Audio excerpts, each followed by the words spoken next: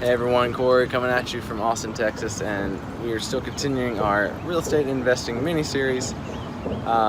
Just walking you guys through the process, sort of the experience I've had recently, and some of the tips and tricks that hopefully I can share with you so that it's not quite so overwhelming if this is something that you're interested in doing. So today I want to talk about the numbers, and the numbers are very important when it comes to investing. Every little detail counts, and numbers, because of the rule of compounding and how we're taking advantage of time, even a small amount today might be a large amount in the future. You're thinking long term with an infinite mindset here. So every $100 counts, especially when it comes to how much you're getting per rent.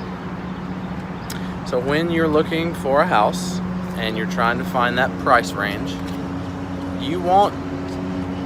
there's a couple of different theories here, but you don't want to be in the negative, in my opinion.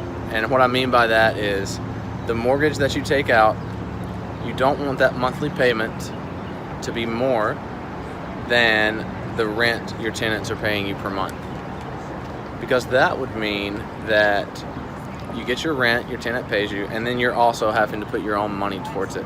And you kind of want the property to just be self-sustained. You want it to be able to live on its own. You know, if you fall in hard times, for instance, and you go without a job for a while, you want to know that property will be fine.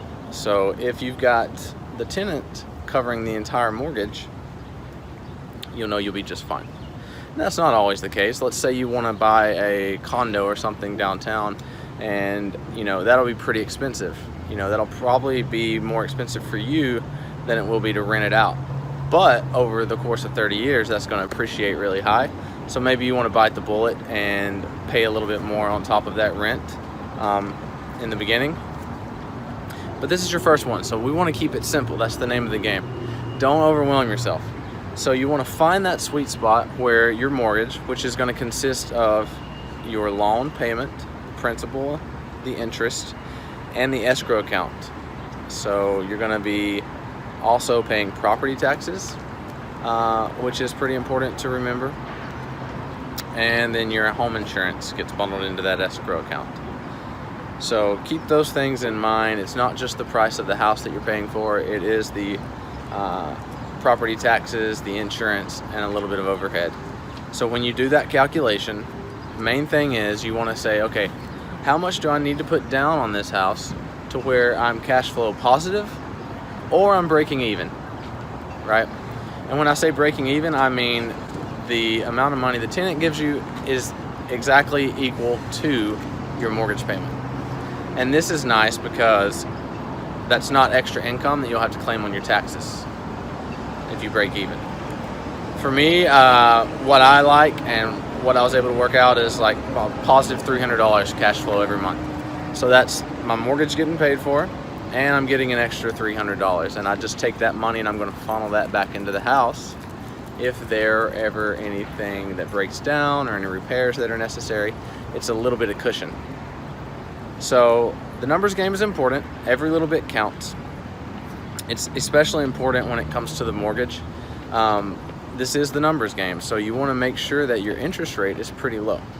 And what mortgage and lenders will be doing right now is they'll offer you kind of a high interest rate and then say, okay, if you pay $2,000 up front, $3,000 up front, you can buy down that interest rate. Sorry, there's a gnat flying around here.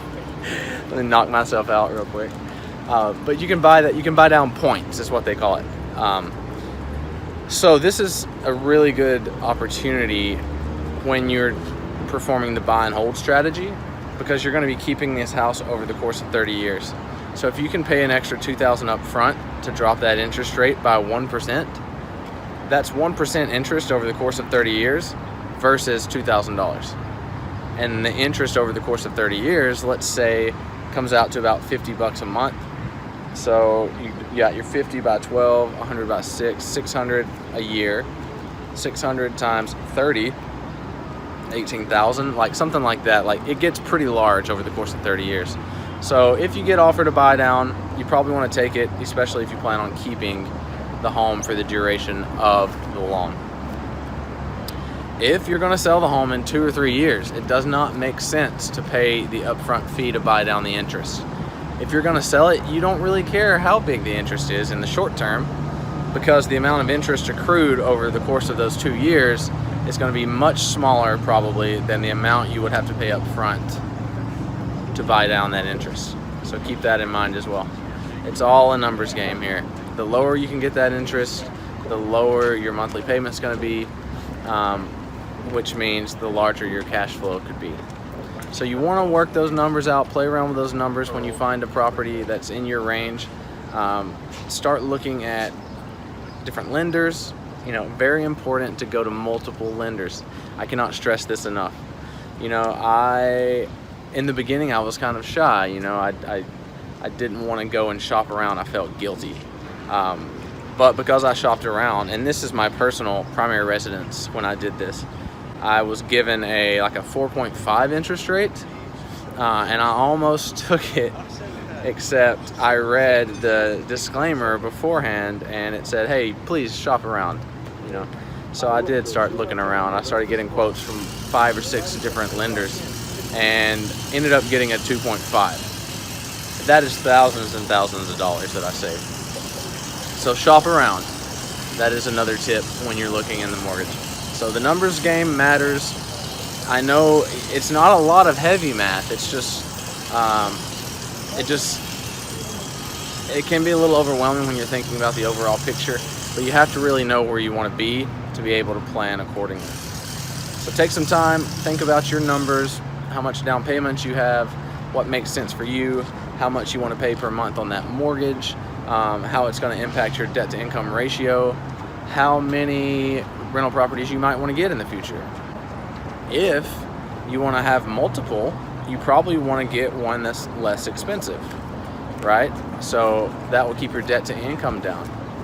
If you want to have multiple, it doesn't really make sense to buy a $300,000 property and have that mortgage. You could instead get maybe two $200,000 properties and have 2 that are appreciating. So a lot of information here, I know, but don't get overwhelmed. It'll come to you. Talk to some lenders. Don't be scared to shop around. And if you can, find a real estate agent that can help you. There are professionals out here. You're not alone. And feel free to leave me any comments with any questions that you might have. Thank you guys. As always, happy house hunting, and I'll see you on the next video.